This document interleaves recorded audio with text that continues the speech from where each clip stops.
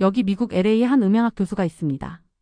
그녀는 평생 음악을 연구했지만 최근 벌어진 일에 완전히 충격을 받았다고 하는데요. 한국 음악이 미국인들의 뇌를 직접 조종하고 있다는 충격적인 사실을 발견했다고 합니다. 그녀의 연구 결과에 따르면 K-팝에는 사람들을 중독시키는 특별한 주파수가 숨어 있었고 이것이 전 세계를 한국의 문화 식민지로 만들고 있다는데요. 대체 한국이 어떤 음모를 꾸미고 있는 걸까요? 제 이름은 제피라 카엘이에요. 문화 음향학 전문가로서 우리 시대의 가장 놀라운 음악 혁명을 목격하게 될 줄은 꿈에도 몰랐죠. 글로벌 사운드 연구소의 민족음악학 교수로서 저는 수십 년간 음악이 문화적 경계를 어떻게 넘나드는지 분석해왔습니다. 하지만 그 무엇도 정말 그 무엇도 로스앤젤레스에서 그 주말에 제가 발견한 것에 대해서는 준비시켜주지 못했어요. 로스트 인 드림즈 페스티벌의 녹음 장비를 들고 도착했을 때 저는 평소처럼 EDM 패턴과 군중 역학을 기록할 거라고 생각했죠. 감성적이고 대기적인 전자음악으로 유명한 이 페스티벌은 항상 관객층과 음악 취향이 예측 가능했습니다.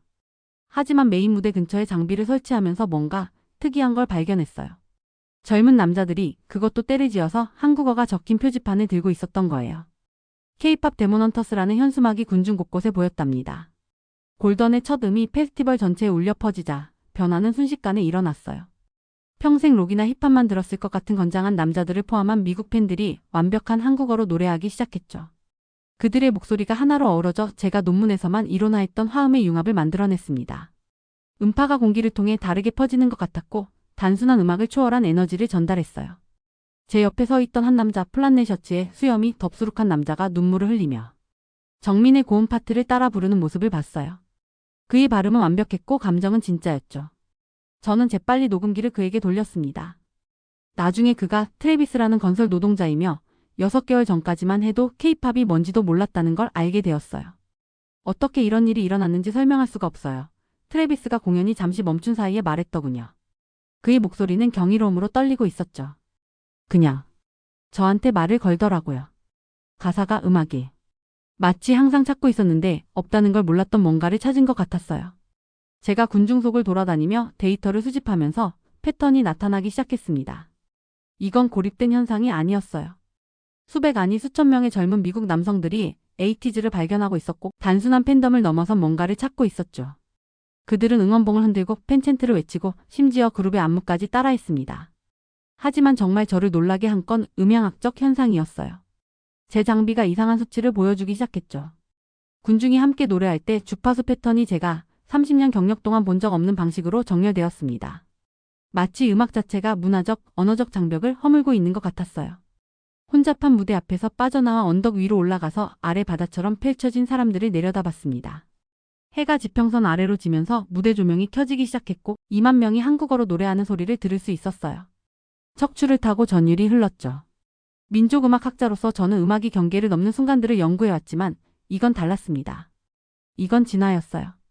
제 전화기가 진동했고 동료인 마르코 박사의 문자를 봤어요. 제피라 뉴스 봤어? 전국적인 현상이야. K-팝 앨범이 컨트리 음악을 제치고 있어. 특히 에이티즈가. 저는 화면을 응시하며 믿을 수가 없었어요. 하지만 증거는 제 주변 곳곳에 있었죠. 카우보이 모자를 쓴 남자가 디저브의 가사를 완벽하게 부르고 있었고 대학 미식축구 저지를 입은 한 무리가 웨이브의 안무를 연습하고 있었습니다. 공연이 끝나갈 무렵 저는 제가 단순한 음악 트렌드가 아닌 문화적 각성의 시작을 목격하고 있다는 걸 깨달았어요. 이 젊은이들은 그저 음악을 듣는 게 아니었죠. 그들은 자신들도 설명할 수 없는 방식으로 그것과 연결되고 있었습니다. 연구용 녹음기에 제 관찰 내용을 기록하면서 손이 떨렸어요. 2025년 7월 21일 로스트 인 드림즈 페스티벌. 목격한 것 에이티즈의 음악을 통한 대규모 문화관 공명. 추가 연구 필요. 이것은 모든 것을 바꿀 수 있어. 페스티벌장을 떠나면서 뒤에서 들려오는 목소리들, 수천 개의 목소리가 우리는 하나다라고 한국어로 외치는 소리가 밤 공기를 가득 채웠습니다. 그 순간 저는 알았어요. 이것은 시작에 불과하다는 걸. 그리고 저는 어떻게든 모든 것을 기록해야 한다는 걸 말이죠. 차로 돌아가는 길에 또 다른 문자가 왔어요. 이번엔 LA타임즈 기자였죠. 카일 교수님, 에이티즈 현상에 대한 전문가 의견을 듣고 싶습니다. 내일 인터뷰 가능하신가요? 저는 멈춰서서 깊은 숨을 들이쉬었어요. 공기는 전기적 에너지로 가득했고 어딘가에서 누군가가 여전히 Say My Name을 부르고 있었죠. 예, 라고 답장했습니다. 왜냐하면 이 이야기 에이티즈가 어떻게 미국 남성들의 마음을 사로잡았는지에 대한 이야기는 반드시 전해져야 했으니까요. 축제가 끝난 후 저는 제가 목격한 것을 잊을 수가 없었어요. 제 연구는 항상 음악이 어떻게 문화의 다리를 만드는지에 초점을 맞췄는데 이건 완전히 다른 무언가였죠. 저는 LA의 클럽들을 방문하기 시작했습니다. 이 전례 없는 현상을 기록하면서요. 매일 밤 골던이 나올 때마다 클럽 전체가 변했어요. 모든 배경을 가진 미국 팬들이 따라 부르고 그들의 몸은 마치 의식처럼 보이는 동기화된 패턴으로 움직였죠. 하와이의 한 클럽에서는 팬들이 K-pop, 디먼 헌터즈 콘텐츠를 보여주는 화면을 촬영하는 걸 봤어요. 마치 실제 공연을 대하듯 경건하게 말이죠. K-팝이 꿈을 이루게 해준다라고 한 팬이 서툰 한국어로 말했습니다. OST는 단순한 음악 이상이 되었어요. 낯선 사람들을 하나로 묶는 공유된 언어, 집단적 경험이었죠. 베트남 대학의 동료가 이를 우주를 지키는 K-팝으로 분석한 기사를 보냈더군요. 처음엔 과장이라고 생각했어요. 하지만 연구를 깊이 파고들수록 이런 모임들의 음향 패턴을 기록하면서 저는 놀라운 것을 발견했습니다. 골던의 주파수 패턴이 감정적 해방과 공동체 결속을 촉진하는 특정한 신경 반응을 만들어냈어요. 이건 단순한 오락이 아니었죠. 일종의 집단적 치유였습니다. 저는 더 많은 장소를 방문했어요. 샌프란시스코의 한 작은 카페에서는 매일 저녁 팬들이 모여 골던을 들으며 하루의 스트레스를 풀었죠. 그들은 서로를 몰랐지만 음악이 시작되면 하나가 되었습니다. 이 노래를 들으면 혼자가 아닌 것 같아요 라고 한 간호사가 말했어요. 그녀는 12시간 교대 근무를 마치고 왔다고 했죠. 병원에서 힘든 하루를 보낸 후 여기 와서 다른 사람들과 함께 이 음악을 듣는 것만으로도 치유가 돼요. 뉴욕에서는 더 놀라운 광경을 목격했습니다. 타임스퀘어 근처의 한 공원에서 매주 금요일 밤 수백 명의 사람들이 모여 골던에 맞춰 춤을 췄어요. 경찰도 처음엔 걱정했지만 곧 이것이 평화로운 모임이라는 걸 알게 되었죠. 우리는 이걸 황금시간이라고 불러요라고 주최자 중 한 명이 설명했습니다. 사람들이 와서 스트레스를 풀고 서로 연결되는 시간이죠. 종교도 인종도 나이도 상관없어요. 음악 앞에서는 모두가 평등해요. 저는 이런 모임들의 음향을 분석하기 시작했어요. 놀랍게도 골던의 특정 주파수는 뇌에서 엔돌핀과 세로토닌 분비를 촉진했습니다. 이는 과학적으로 증명된 사실이었죠. 음악이 실제로 사람들의 기분을 좋게 만들고 있었어요. 시카고의 한 대학 캠퍼스에서는 학생들이 시험 기간에 골던 명상 세션을 만들었더군요. 도서관 지하실에 모여 30분 동안 음악을 들으며 명상했어요. 참가자들은 불안이 줄고 집중력이 높아진다고 했습니다. 처음엔 그냥 유행이라고 생각했어요 라고 심리학과 교수가 말했어요. 하지만 학생들의 성적과 정신 건강이 실제로 개선되는 걸 보고 놀랐죠. 이제는 저도 연구 대상으로 삼고 있어요. 마이애미 해변에서는 새벽 요가 수업에 골던을 사용하기 시작했습니다. 태양이 떠오르는 동안 수백 명이 모여 음악에 맞춰 움직였어요. 참가자들은 이것이 하루를 시작하는 완벽한 방법이라고 했죠. 더 놀라운 건 병원에서도 이 음악을 사용하기 시작했다는 거예요. 한 재활센터에서는 물리치료 시간에 골던을 틀었습니다. 환자들이 더 적극적으로 운동에 참여하고 회복 속도도 빨라졌다고 해요. 음악이 주는 희망과 에너지가 치료에 도움이 돼요라고 물리치료사가 설명했어요. 환자들이 서로를 격려하고 함께 노래를 부르면서 고통을 잊어요. 저는 이 모든 것을 기록하며 깨달았습니다. 골던은 단순한 노래가 아니었어요. 사람들을 연결하고 치유하고 희망을 주는 도구였죠. 전 세계가 이 한국 음악을 통해 하나가 되고 있었습니다. 제 연구 보조금 덕분에 소파이 스타디움에서 열린 블랙핑크 콘서트에 갈 수 있었어요. 10만 명이 넘는 사람들이 공연장을 가득 채웠죠. 저는 완전한 혼란을 예상했습니다. 하지만 놀랍게도 모든 것이 완벽하게 조화를 이루고 있더군요. 브루노 마스가 무대에 올라와 로제와 함께 APT를 부르기 시작했을 때 관객들의 에너지가 만들어낸 전자기 파동은 제측적. 장비가 지금까지 한 번도 기록하지 못한 수준이었습니다. 공기가 진동하고 있었어요. 바닥이 떨리고 있었죠. 하지만 그것은 단순한 물리적 현상이 아니었답니다. 블랙핑크는 전통적인 K-pop과는 다른 무언가를 보여주고 있었어요. 전설적인 미국 DJ 디플로와의 협업은 이전에는 한국 음악에 전혀 관심이 없던 사람들까지 끌어들이는 특별한 음악을 만들어냈죠. 평생 클래식 록만 들어온 중년의 백인 미국인들이 이제는 오랜 팬처럼 열정적으로 한국어 가사를 따라 부르고 있었습니다. 저는 수십 명의 관객들과 인터뷰를 했어요. 그들의 이야기는 놀라웠죠. 한 어머니는 이렇게 말했습니다. 처음엔 아이들을 위해 K-pop 데몬 헌터즈 게임을 시작했어요. 그런데 어느새 제가 더 빠져들었더라고요. 그녀의 딸이 옆에서 웃으며 고개를 끄덕였어요. 골든이 계속 귀에 맴돌아요. 한아버지가 제게 말했습니다. 그의 한국어 발음은 완벽하지 않았지만 그 진심은 분명했어요. 그는 자신이 한국어를 말하고 있다는 사실에 스스로도 놀라워했죠. 이 노래는 수십 년간의 문화 교류 프로그램이 이루지 못한 것을 해냈습니다. 진짜 자발적인 문화 몰입 말이에요. 콘서트장 곳곳에서 놀라운 광경이 펼쳐졌어요. 할머니와 손녀가 함께 핑크 베놈 안무를 따라하고 있었습니다. 회사원처럼 보이는 남성들이 뚜두뚜두를 완벽하게 따라 부르고 있었죠. 더 놀라운 건 그들이 가사의 의미까지 이해하고 있다는 거였어요. 한 10대 소녀가 제게 다가와 말했습니다. 전 한국어를 배우기 시작했어요. 게임 때문이었는데 이제는 진짜 한국 문화가 궁금해졌거든요. 그녀의 친구들도 고개를 끄덕였죠. 그들은 모두 듀오링고에서 한국어를 공부하고 있다고 했습니다. 제 측정 장비는 계속해서 이상한 수치를 보여주고 있었어요. 집단 의식의 동조화 수준이 믿을 수 없을 정도로 높았죠. 10,000명이 넘는 사람들이 하나의 유기체처럼 움직이고 있었습니다. 그들은 서로 다른 언어를 사용했지만 음악이라는 공통 언어로 소통하고 있었어요.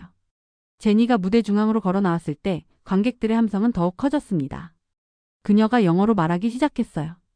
여러분이 우리의 음악을 사랑해 주셔서 정말 감사해요. 하지만 더 중요한 건 여러분이 우리의 문화를 이해하려고 노력한다는 거예요. 그 순간 저는 깨달았죠. 이것은 단순한 콘서트가 아니었습니다. 문화의 벽이 무너지는 역사적인 순간이었어요. K-POP는 더 이상 한국만의 것이 아니었고 미국 문화도 더 이상 미국만의 것이 아니었죠. 공연이 계속되면서 더 많은 놀라운 일들이 일어났어요. 리사가 태국 전통 춤 동작을 현대적인 안무에 녹여냈을 때 태국계 미국인 관객들이 눈물을 흘리는 것을 봤습니다. 자신들의 뿌리가 세계 무대에서 인정받는 순간이었죠. 한 노부부가 제 옆에 서 있었어요. 그들은 손자 손녀를 위해 왔다고 했죠. 처음엔 시끄럽기만 하다고 생각했어요. 할머니가 말했습니다. 그런데 이 음악에는 뭔가 특별한 게 있더라고요. 세대를 연결하는 힘이랄까요. 실제로 제가 관찰한 바로는 이 콘서트에는 세 세대가 함께 온 가족들이 많았습니다. 그들은 모두 같은 노래를 부르고 같은 춤을 추고 있었어요. 이런 현상은 다른 어떤 문화 행사에서도 보기 힘든 것이었죠. 로제가 어쿠스틱 기타를 들고 나왔을 때 분위기가 바뀌었습니다. 그녀가 한국 전통 민요의 멜로디를 현대적으로 재해석한 곡을 부르기 시작했어요. 서양 악기로 동양의 정서를 표현하는 그 순간 동서양의 경계는 완전히 사라졌죠. 제 연구 노트는 빠르게 채워져 갔어요. 이것은 단순한 문화 현상이 아니었습니다. 인류 역사상 가장 성공적인 문화 융합의 사례였죠.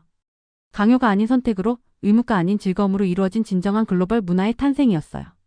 콘서트가 끝날 무렵 저는 확신했습니다. 우리는 새로운 시대의 시작점에 서 있었어요. 블랙핑크와 그들의 음악은 단순한 엔터테인먼트가 아니었죠. 그것은 인류가 하나로 연결될 수 있다는 희망의 증거였습니다. 제 연구 보조금 덕분에 소파이 스타디움에서 열린 블랙핑크 콘서트에 갈 수 있었어요. 10만 명이 넘는 사람들이 공연장을 가득 채웠죠. 저는 완전한 혼란을 예상했습니다. 하지만 놀랍게도 모든 것이 완벽하게 조화를 이루고 있더군요. 브루노 마스가 무대에 올라와 로제와 함께 APT를 부르기 시작했을 때 관객들의 에너지가 만들어낸 전자기 파동은 제 측정 장비가 지금까지 한 번도 기록하지 못한 수준이었습니다. 공기가 진동하고 있었어요. 바닥이 떨리고 있었죠. 하지만 그것은 단순한 물리적 현상이 아니었답니다. 블랙핑크는 전통적인 K-POP과는 다른 무언가를 보여주고 있었어요. 전설적인 미국 DJ 디플로와의 협업은 이전에는 한국 음악에 전혀 관심이 없던 사람들까지 끌어들이는 특별한 음악을 만들어냈죠. 평생 클래식 록만 들어온 중년의 백인 미국인들이 이제는 오랜 팬처럼 열정적으로 한국어 가사를 따라 부르고 있었습니다. 저는 수십 명의 관객들과 인터뷰를 했어요. 그들의 이야기는 놀라웠죠. 한 어머니는 이렇게 말했습니다. 처음엔 아이들을 위해 K-POP 데몬 헌터즈 게임을 시작했어요. 그런데 어느새 제가 더 빠져들었더라고요. 그녀의 딸이 옆에서 웃으며 고개를 끄덕였어요. 골든이 계속 귀에 맴돌아요. 한아버지가 제게 말했습니다. 그의 한국어 발음은 완벽하지 않았지만 그 진심은 분명했어요. 그는 자신이 한국어를 말하고 있다는 사실에 스스로도 놀라워했죠. 이 노래는 수십 년간의 문화 교류 프로그램이 이루지 못한 것을 해냈습니다. 진짜 자발적인 문화 몰입 말이에요. 콘서트장 곳곳에서 놀라운 광경이 펼쳐졌어요. 할머니와 손녀가 함께 핑크 베놈 안무를 따라하고 있었습니다.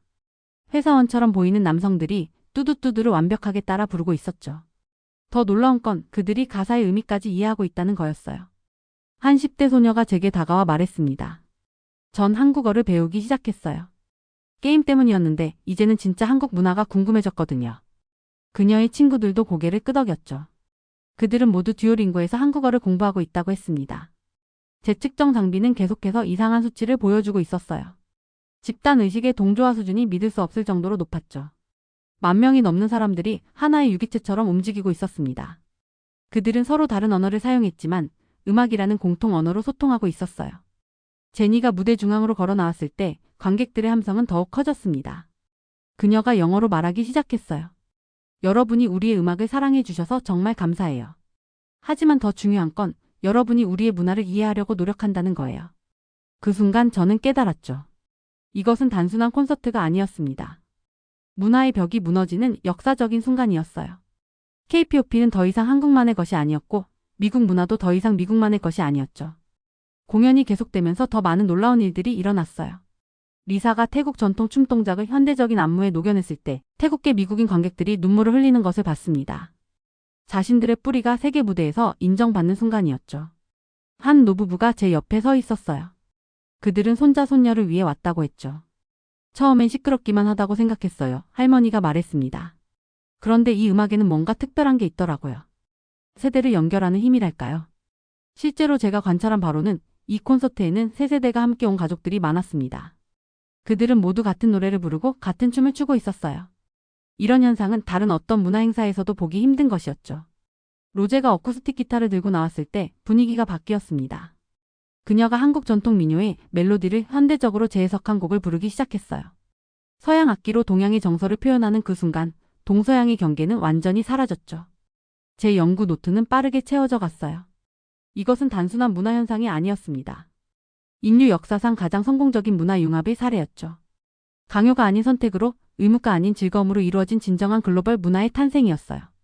콘서트가 끝날 무렵 저는 확신했습니다. 우리는 새로운 시대의 시작점에 서 있었어요. 블랙핑크와 그들의 음악은 단순한 엔터테인먼트가 아니었죠.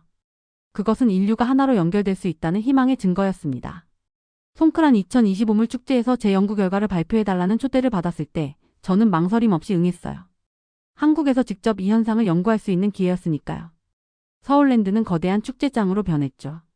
골던의 리믹스가 스피커를 통해 울려 퍼지는 가운데 수천 명의 사람들이 물속에서 춤을 추고 있었습니다. 이곳의 에너지는 달랐어요. 더 강렬하고 더 원초적이었죠. 한국인들은 단순히 자국 문화의 세계적 성공을 축하하는 것이 아니었습니다. 그들은 문화 진화의 피드백 루프에 참여하고 있었더군요. 저는 국제 팬들이 찾아가는 성지순례 장소들을 방문하기 시작했어요. 안동 하회마을, 낙산공원, 그리고 특히 남산타워를 찾아갔죠. 각 장소마다 모든 대륙에서 온 팬들을 만날 수 있었습니다. 그들은 K-POP 디먼 헌터즈의 장면들을 재현하고 있었어요. 남산타워에서는 존재하지 않는 스타디움을 찾아다니는 팬들도 있었죠. 그들은 그 가상의 장소가 어딘가에는 분명히 있을 거라고 확신했습니다. 제 한국인 조수가 온라인 댓글을 번역해주면서 웃었어요. 없으면 지으면 됨이라는 댓글이 특히 인상적이었죠. 현실과 허구의 경계가 흐릿해졌습니다. K-POP 디먼 헌터즈는 사람들이 간절히 현실로 만들고 싶어하는 새로운 형태의 문화 신화를 창조했더군요. 축제가 한창일 때 저는 특별한 순간을 목격했어요. 브라질에서 온 한 팬그룹이 완벽한 안무로 골던을 추고 있었죠. 그들 곁에는 태국 팬들이 송크란 전통 의상을 입고 함께했습니다. 한국 팬들은 이들을 환호하며 맞이했어요. 새 문화가 물과 음악 속에서 하나가 되는 순간이었죠. 이게 바로 미래예요. 한 젊은 한국 학생이 제게 말했습니다. 우리가 서로의 문화를 가져다가 새로운 걸 만들어내는 거죠. 그 학생의 말이 맞았어요. 제가 목격한 것은 단순한 문화 전파가 아니었습니다. 그것은 문화의 진화였죠. 각 나라가 K-POP를 받아들이되 자신들만의 색깔을 더했어요. 태국의 송크란이 한국의 K-POP가 만나고 그것이 다시 브라질의 춤 문화와 섞이면서 완전히 새로운 무언가가 탄생했습니다. 안동 하회마을에서는 더욱 놀라운 광경을 봤어요. 전통 탈춤 공연이 진행되는 가운데 외국인 관광객들이 스마트폰으로 K-POP 디먼 헌터즈의 AR 필터를 켜고 있었죠. 600년 된 전통과 최신 기술이 만나는 순간이었습니다. 할머니들은 처음엔 당황하셨지만 곧 손자들과 함께 AR 필터로 사진을 찍기 시작했어요. 이렇게 해야 전통이 살아남죠. 마을 이장님이 말씀하셨습니다. 젊은이들이 찾아와야 우리 문화도 계속되는 거예요. 낙산공원에서는 매일 저녁 자발적인 모임이 열렸어요. 팬들이 모여서 K-POP 디먼 헌터즈의 명장면을 재현했죠. 한국어를 못하는 팬들도 대사를 외워서 연기했습니다. 어떤 이들은 코스프레를 하고 어떤 이들은 팬아트를 그렸어요. 공원은 거대한 야외 극장이 되었죠. 가장 인상적이었던 것은 세대 간의 교류였습니다. 60대 할아버지가 10대 손녀에게 한국 전통 악기 장구를 가르치고 손녀는 할아버지에게 K-POP 춤 동작을 알려주는 모습을 봤어요. 할아버지도 젊었을 때는 춤 좀 췄지 할아버지가 웃으며 말하더군요. 서울의 한 대학에서 만난 교수님은 이런 현상을 문화적 삼투압이라고 설명했어요. 물이 농도가 낮은 곳에서 높은 곳으로 이동하듯이 문화도 자연스럽게 섞이고 평형을 이루려 한다고 하셨죠. KPOP는 그 매개체였고 KPOP 디먼 헌터즈는 촉매제였습니다. 저는 팬들을 인터뷰하면서 공통된 패턴을 발견했어요. 그들은 단순히 엔터테인먼트를 소비하는 것이 아니라 자신들의 이야기를 만들어가고 있었죠. 프랑스에서 온 마리는 우리는 관객이 아니라 참여자예요 라고 말했습니다. 그녀는 KPOP 디먼 헌터즈의 팬픽을 쓰고 있었는데 프랑스 민속 괴물을 등장시켰더군요. 이런 창작 활동은 온라인으로 즉시 공유되었어요. 팬들이 만든 콘텐츠가 원작만큼이나 인기를 끌었죠. 어떤 팬메이드 뮤직비디오는 조회수가 1000만을 넘었습니다. 제작진도 이런 팬 창작물을 공식적으로 인정하고 격려했어요. 팬들이 우리보다 더 좋은 아이디어를 낼 때가 많아요. 한 제작진이 인터뷰에서 말했죠. 우리는 그들의 창의성을 존중하고 함께 성장하려고 노력합니다. 이것은 일방적인 문화 전파가 아닌 쌍방향 문화 교류의 완벽한 예였어요. 한국이 콘텐츠를 만들면 세계가 그것을 재해석하고 그 재해석이 다시 한국에 영향을 미치는 순환 구조였죠. 밤이 되면 서울의 거리는 축제의 열기로 가득했습니다. 곳곳에서 즉흥 공연이 펼쳐졌어요. 러시아 아코디언 연주자가 KPOP 멜로디를 연주하고 케냐 댄서들이 전통춤에 KPOP 동작을 섞어서 췄죠. 음식 포장마차에서는 김치타코와 불고기 피자 같은 퓨전 음식이 팔렸습니다. 이게 바로 우리가 꿈꾸던 거예요. 한 포장마차 주인이 말했어요. 전 세계가 하나의 큰 가족처럼 어울리는 거죠. 제가 한국에서 보낸 시간은 단순한 연구 여행이 아니었습니다. 그것은 인류 문화의 미래를 엿보는 경험이었어요. 경계가 사라지고 차이가 조화를 이루며 다양성이 통합으로 이어지는 미래를 봤죠. KPOP 디먼 헌터즈는 단지 시작에 불과했습니다. 진짜 마법은 사람들이 그것을 어떻게 자기 것으로 만들어 가느냐에 있었어요. 다시 연구실로 돌아온 저는 놀라운 발견을 했어요. 골던에서 사용된 보컬 기법들이 특정 신경 경로를 활성화시키는 주파수로 작동한다는 것이었죠. 비평가들이 칭찬했던 2.5옥타브 음역은 단순히 기술적으로 인상적인 것이 아니었습니다. 그것은 최대한의 감정적 충격을 위해 과학적으로 최적화된 것이었어요. 음악 평론가들이 이 캔디라고 부른 것은 사실 문화적 장벽을 우회하는 정교한 음향 패턴이었답니다. 저는 어반자카파의 권순일이 골던의 커버한 버전을 연구했어요. 그가 원곡의 여성 키로 아무렇지 않게 노래하는 모습을 보면서 인간 문화재라는 댓글들이 과장이 아니라는 걸 깨달았죠. 여성 가수들조차 도전하기 어려운 음을. 그가 소화하는 능력은 한국 보컬 트레이닝에 대한 심오한 무언가를 보여주었습니다. 단순한 기술이 아니었어요. 독특한 공명 패턴을 만들어내는 소리 생성에 대한 완전히 다른 접근법이었죠. 국제음악협의회의 제 예비 연구 결과를 발표했을 때 반응은 회의적이었습니다. 어떻게 넷플릭스 쇼 사운드 트랙이 뇌 화학 물질에 측정 가능한 변화를 일으킬 수 있겠어요? 어떻게 KPOP 수십 년간의 문화, 외교가 실패한 곳에서 성공할 수 있겠습니까? 하지만 데이터는 부인할 수 없었어요. 골드는 보수적인 중년 백인들이 주로 사용하는 플랫폼인 아마존 뮤직에서 1위를 차지했더군요. K-팝 데몬 헌터스는 주간 21%씩 증가하는 판매량으로 빌보드 200에서 2위를 달성했죠. 저는 더 깊이 파고들었습니다. 연구실 벽에는 차트와 그래프가 가득했어요. 뇌파 패턴, 심박수 변화, 호르몬 수치 모든 것이 같은 결론을 가리키고 있었죠. 한국 음악이 단순한 엔터테인먼트가 아니라는 것을요. 그것은 정교하게 설계된 문화적 무기였습니다. 매일 밤 저는 데이터를 분석하며 잠을 이루지 못했어요. 컴퓨터 화면에 푸른 빛이 제 얼굴을 비추는 가운데 숫자들이 춤을 추듯 움직였죠. 각각의 스트리밍 횟수, 각각의 다운로드가 더 큰 퍼즐의 조각이었습니다. 그리고 천천히, 아주 천천히 그림이 보이기 시작했어요. 한국의 음악 산업은 우연히 이런 효과를 만들어낸 게 아니었습니다. 그들은 알고 있었어요. 아니, 적어도 누군가는 알고 있었죠. 특정 화음 진행, 특정 리듬, 패턴, 특정 보컬 기법들이 결합되면 청취자의 뇌에 직접적인 영향을 미친다는 것을요. 저는 전국의 솔로 앨범 분석으로 돌아갔어요. 그의 목소리에는 특별한 것이 있었습니다. 단순히 아름다운 음색이 아니었죠. 그의 보컬 주파수는 인간의 감정 중추를 직접 자극하는 특정 범위 내에서 진동했습니다. 마치 열쇠가 자물쇠에 맞듯이 그의 목소리는 우리 뇌의 가장 원시적인 부분에 닿았어요. 실험을 반복할수록 패턴은 더욱 명확해졌답니다. 한국 아티스트들의 음악을 들은 피실험자들은 도파민과 옥시토신 수치가 급격히 상승했어요. 이는 단순한 음악 감상의 즐거움을 넘어선 것이었죠. 그들의 뇌는 마치 사랑에 빠진 것처럼 반응했습니다. 어느 날 새벽, 저는 중요한 연결고리를 발견했어요. 한국의 전통 음악인 판소리와 현대 KPOP 보컬 기법 사이의 유사성이었죠. 수세기 동안 이어져온 발성법이 현대 기술과 만나 진화한 것이었습니다. 그것은 마치 고대의 주문이 디지털 시대에 재탄생한 것 같았어요. 제 손은 떨렸습니다.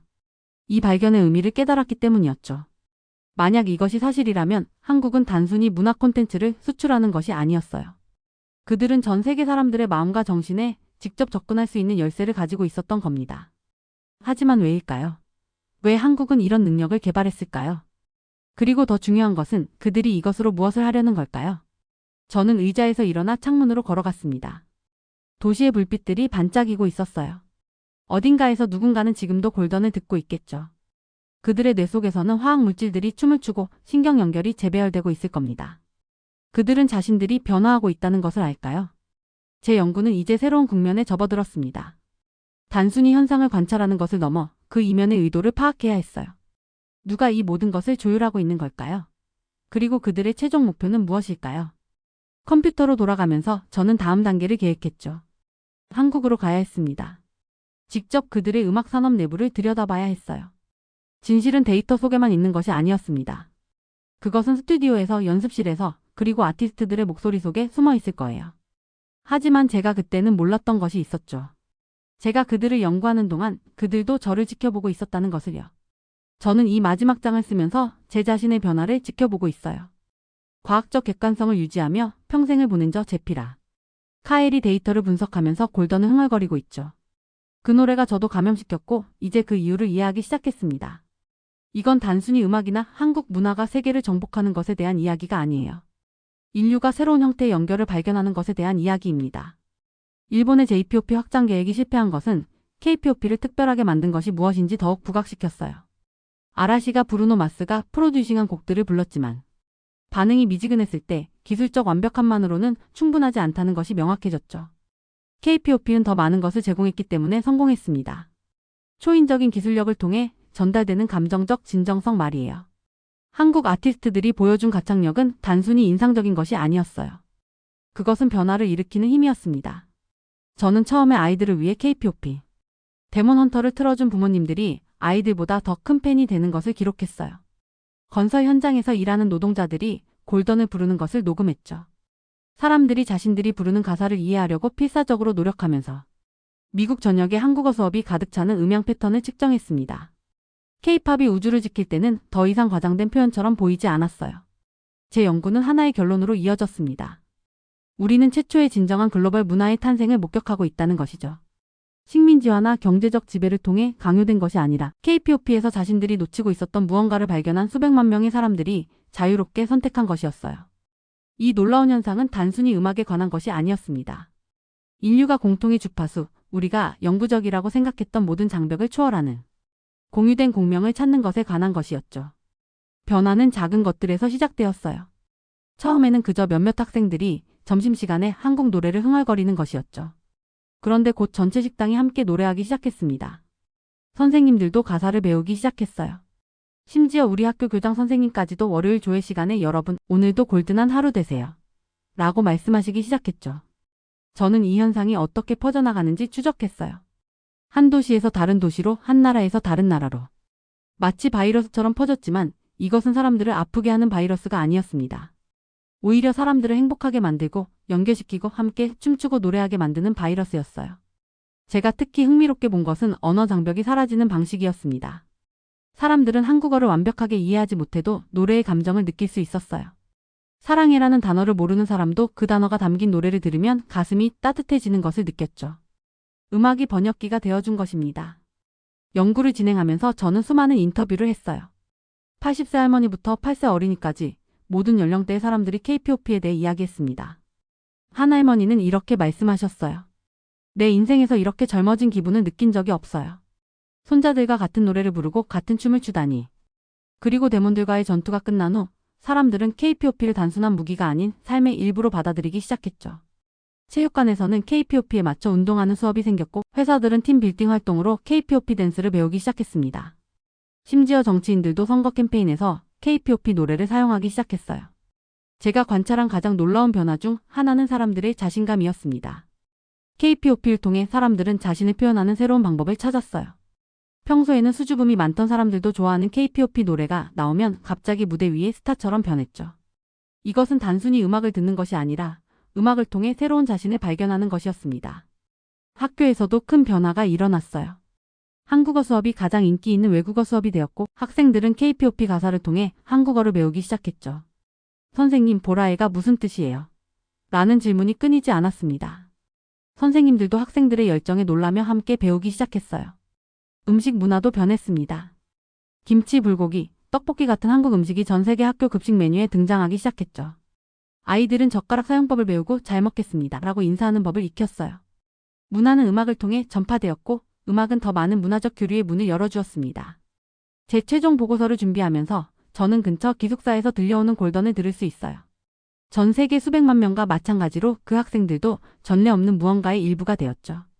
그리고 문화관찰자인 제피라 카일 교수도 제가 연구하려고 했던 현상의 일부가 되었습니다. 관찰자가 관찰 대상이 되었고 그 변화 속에서 저는 음악이 우리 세계를 재구성하는 힘에 대해 깊은 무언가를 발견했어요. 모두 다 놀라라고 가사는 말합니다. 정말로 우리는 놀라고 있어요. 그리고 그 놀라움 속에서 우리는 함께 인간이 되는 새로운 방법을 찾고 있습니다. 이제 저도 매일 아침 골던을 들으며 하루를 시작해요. 처음에는 연구를 위해서였지만 이제는 그 노래 없이는 하루를 시작할 수 없게 되었죠. 제 삶도 제 연구도 모든 것이 변했습니다. 그리고 저는 이 변화가 두렵지 않아요. 오히려 설레고 기대됩니다. 왜냐하면 우리가 목격하고 있는 것은 단순한 문화 현상이 아니기 때문이에요. 이것은 인류가 하나가 되는 새로운 방법, 서로를 이해하고 사랑하는 새로운 언어를 발견하는 순간입니다. K-pop는 그 매개체가 되었고 우리 모두는 그 아름다운 멜로디 속에서 춤추고 있어요. 앞으로 어떤 일이 일어날지 아무도 모릅니다. 하지만 한 가지는 확실해요.